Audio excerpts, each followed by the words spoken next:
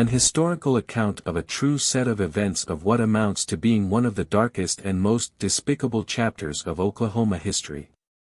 This video, written by a former FBI agent and attorney, chronicles some of the cases which were solved and specifically the FBI's role in solving them, the investigations, the pieced-together narratives, and voluminously quoted excerpts of confessional testimony from witnesses to the FBI and court transcripts.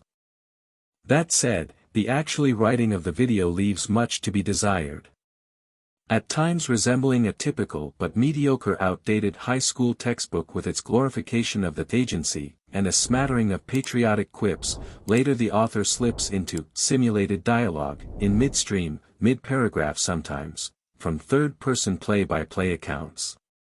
How to solve this case, the agent said, desperately to fictionalized, simulated dialogue, between members of the Osage Nation, or the white criminals, or the FBI agents themselves.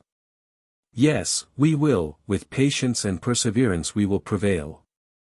Simulated dialogue, this kind of thing. Why? I don't know. Yes, we will, with patience and perseverance we will prevail. Simulated dialogue, this kind of thing. Why? I don't know. Because of this unconventional way of writing, it was difficult to trust the actual quotes as being authentic. I wondered if they too might have been speculated as being what was said or if they were actually word for word, what was said, or at least what was recorded as being what was said. But aesthetics and journalistic standards aside, this is a fascinating read which is just the first of several books on the subject I intend to read. What was done in Osage County in the 1920s was a disgrace. What was done to the Osage people since European colonists came to the middle of America was equally a disgrace.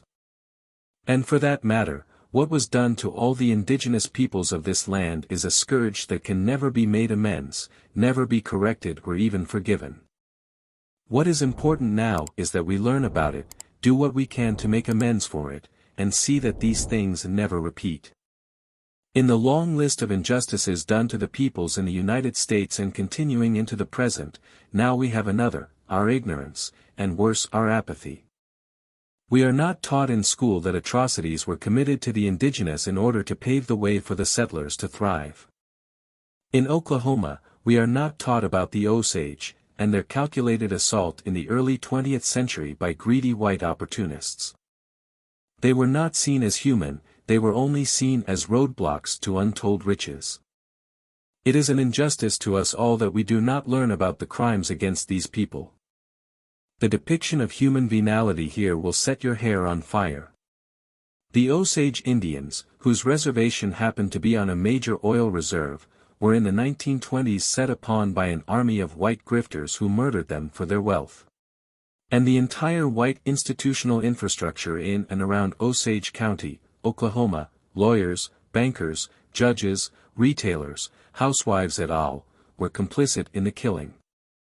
Let there be no doubt, this was one of the myriad forms of genocide visited by the white man on American Indians. Were the Nazis much different in their ultimate intent? Perhaps more systematic. The United States government drove the Osage Nation in herds onto a small reservation in Oklahoma, situated on a relatively small tract which was chosen because its rocky terrain was particularly unsuited to agriculture and thus undesirable to Sooners arriving from the east to stake land claims. The richest people per capita in the world were members of the Osage Indian Nation in Oklahoma. After oil was discovered beneath their land, the Osage rode in chauffeured automobiles, built mansions, and sent their children to study in Europe. Then, one by one, they began to be killed off.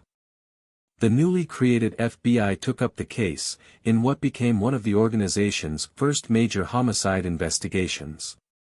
Rights and preserving their environment as an Osage leader said in 1928, someday this oil will all go and there will be no more fat checks every few months from the Great White Father, there will be no fine motor cars and new clothes, then I know my people.